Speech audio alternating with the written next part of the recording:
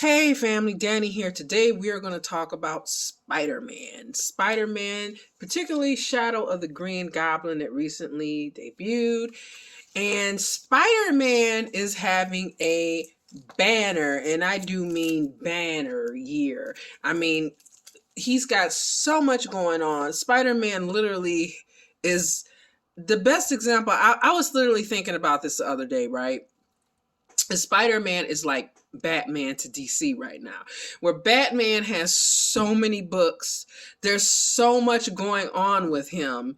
Like a friend of mine recently said he's the bread and butter of DC, like with the comics, and it's so true because it's like he's doing this over here, he's doing that. And like with Spider-Man, we have Ultimate Spider-Man, where we have a Spider-Man who is just becoming Spider-Man. Like he's literally like 33. He's just like getting into who Spider-Man is. He's making the decision to be Spider-Man, where in Amazing Spider-Man, and that it's still the quintessential storyline, our canon, where he got bit when he was 15. So with this one, he's making the decision. He's getting used to power and strength and all this. He's finding out that the world is not what he thought it was.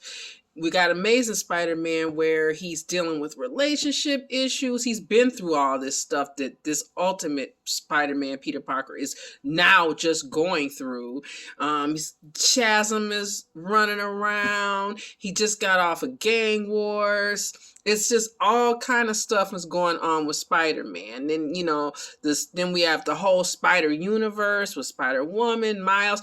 There's just so much going on. And now in Shadow the Green Goblin, we have a older, more grizzled. This is a Spider-Man who's looking back on things. He's looking back on everything and reflecting. And you can tell that there's regret, there's grief, a little bit remorse, there's sadness. And he's basically telling the story, and he's starting with a month after Uncle Ben's death, which is another big difference in Ultimate Spider-Man. Uncle Ben is still alive. So, I mean, Peter Parker is just like going through it in multiple books. And then next month, we'll be having Blood Hunt, so he'll be going through even more, and we'll be talking about that. But it's just funny to me that this character that has always been my favorite from day one. The first comic book I ever got when I entered a comic book store with my grandfather, I left with 3 issues of Spider-Man. And he's just always been the first TV show. Well, it might have been neck and neck between Spider-Man, and they used to show old reruns of Superman with George Reeve. I don't know if anybody has ever remembers that or seen it, but old black and white show. It probably would have been the 50s, but I used to watch it on reruns. But those would probably be neck and neck with the first actual TV show that I encountered about superheroes. But Spider-Man was the one that I wanted to be. Spider-Man was like my favorite that really got into here first. So I'm loving to see him be explored. Not that he hasn't been, but like I said, I really feel like we're kind of in like a renaissance almost in the comic book world with Spider-Man. So saying all that, I have to say like the writing in this book is great. I mean, DeMatteis is doing a really good job, and his narration is excellent. I know there are people who are on the fence about narration. I don't mind narration. I actually like it. I think it's a great device, especially when it really works. It really works like a lot of things. So I'm really liking it. So again, this is an older Spider-Man who's looking back on things. He's looking back on all these things that happened. And he's a month out after Uncle Ben's death. So Uncle Ben's death is very fresh in this Peter Parker's mind. He hasn't been Spider-Man that long. He's young, so he's going through like all those emotions that we feel when we're a teenager. He wasn't the most popular kid, so there's that. The person who was raising him, whom he really loves, one of those people is gone. Aunt May is depressed, as he is, and they're both trying, and he does an excellent job at describing in words how they're both like walking, not necessarily walking on eggshells, but really trying to keep up that strong, that stiff upper lip and act like everything's okay, like laughing and joking, not talking about their grief, not talking about, the financial problems that they're having now because now that Uncle Ben is gone and all the bills are piling up, not talking about the loneliness that Aunt May feels, the loneliness that Peter feels. Then Peter is hiding, like he's got this whole other part of his life too, on top of all that he's hiding from her, and he doesn't want her to know. He doesn't want to worry her, and to add to that, but he has no one to talk to. She has no one to talk to, but they're doing this little dance, laughing and joking and just talking about little things that are going on, and so that they don't have to talk about the big things and the big problems. They don't have to talk about that void that they feel now that Uncle Ben is gone. They don't have to talk about those financial problems that Peter, he wants to help his aunt too. So he's feeling that. So there's all these different emotions that are swirling around, and the writing on this is excellent. And the scenes they have in this book are really excellent, where they really kind of show him going, just going along and just kind of, joking around and acting like everything is okay, but it's not. Just kind of like playing a game. Just kind of, and anybody that's had death in the family, it's kind of like a defense mechanism, but does it really work? Is it the best?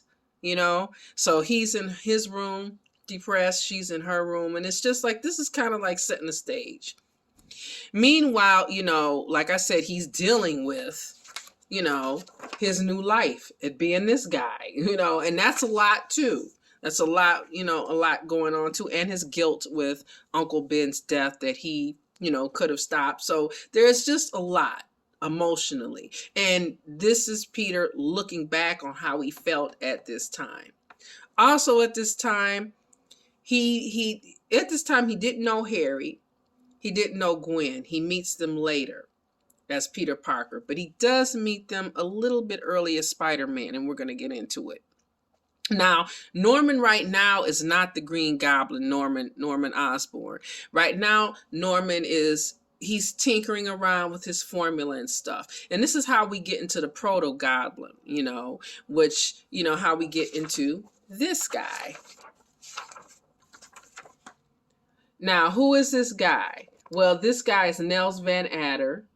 And Nels Van Adder, he worked as a research assistant at Oscorp. And so he also was kind of like a guinea pig. And as you can see, this didn't turn out really well. And so he takes the formula, and a lot of people, like, the story is that he is gone, but he is gone, but he's not really gone. The person that he was is gone. He is turned essentially into what, the Proto Goblin. This is where we get the Proto Goblin, because it's not the formula. It's kind of like an early incarnation of the formula that he has taken. And as you can see, it did not have good results. Meanwhile, Harry, like I said, Harry and Gwen are friends, and Gwen is dealing with a sick mother. Her mother is sick. Harry's mother is gone. He's, this is something that becomes like a bonding issue for these two, because he understands that loss, that aching loss of a mom. And he's got this domineering father, and he's not very nice at all. There's this creepy little scene where he kind of flirts with Gwen.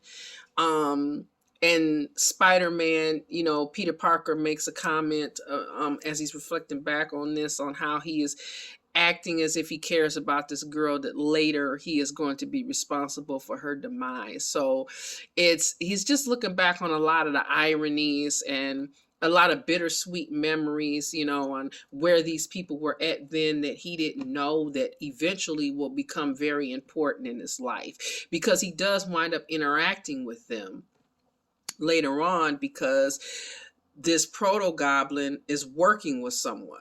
Now, I'm not going to spoil this, because I think this is really worth you guys getting. I'm not going to say who he's working with, but he does attempt to kidnap Harry, and that is foiled. and by Spider-Man. So Spider-Man technically meets Harry and Gwen in some way, but not Peter Parker. Peter Parker doesn't meet them until college. So we find out that yes, this proto goblin is kind of like someone's minion, that is involved in previously in, we'll just say, the Osborn's life. So it just, as I'm reading this one, I'm just thinking how great this writing is and how great this story is going to be, and how they've done such a, I hate to keep using, I'm almost sounding like Tony Khan. I feel like, shout out to Jim Cornette because he was counting the greats, but I'll just say wonderful. They have done a wonderful job at writing.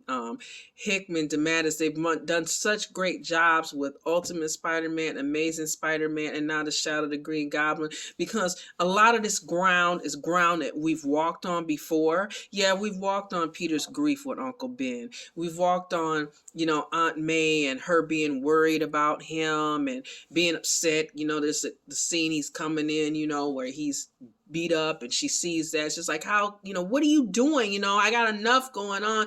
Now I got to worry about you. Your uncle's gone. We've been through this, but the writing and the emotions that they're conveying and the illustrations are so good that does not feel like it's a retread.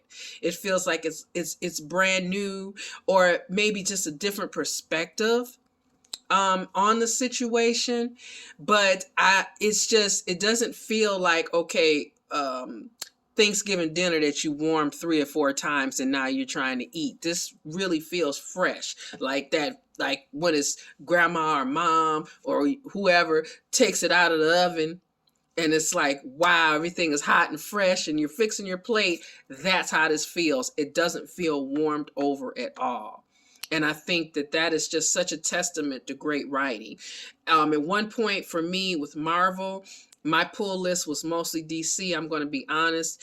Last year, like one of my boxes, I have an Iron Man box. It's full. One of my Marvel boxes. And I would have thought, okay, maybe by the end of the year, it might be full this year. Because like I said, most of my pull list when I looked at was all mostly DC titles. There were some Marvel titles, but Marvel has really been, I think, hitting some home runs lately. And then now we have this Blood Hunt, but they've been really doing an excellent job at not just, I feel like they were focusing so much previously on action, which is great. We love action, but the emotion kind of was lost. Many of the same criticisms that a lot of us have with the last phase is what I think the comics the last year previously, maybe a year before last, we're kind of getting into. Like, for example, I was really disappointed with Guardians of the Galaxy's last run. I was kind of disappointed in that. I tapped out at a certain point because I just felt like, okay, what was promised was not given. And I felt like the emotion and what should have been going on with the betrayal that happened inside the group, I felt like they weren't really accurately illustrating that, and was mostly like bang bang pow pow. And so, but I can't say that now because like I said, they've been doing such a great job. And I definitely, everybody's emotion. Look at Harry's, showing how the look on Harry's face and how he feels when he is made to feel by his father like less of a man in a situation that he had no control over.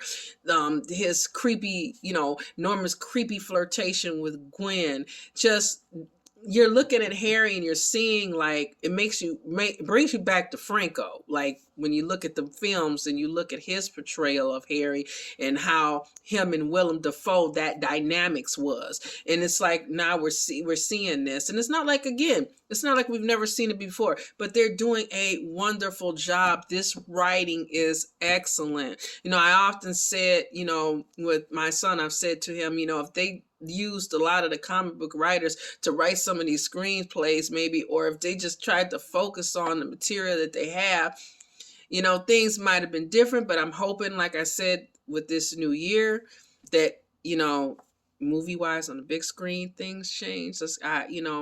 I've been here since day one. Well, since my day one, because, but like I said, I highly, highly recommend this to you guys.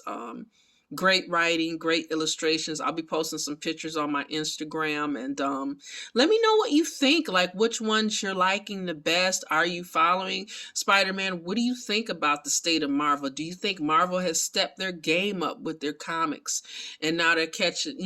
The quality has gotten different. Do you think it didn't change? You never really saw a difference? Let me know. And again, as always, stay different. I will talk to you guys soon. Like and subscribe, and let me know also too what you're looking forward to for Free Comic Book Day, because we will be getting something, with, Spider-Man and some of the Spider people. So let me know what you're looking forward to that. Again, stay different. Talk to you guys soon. Bye.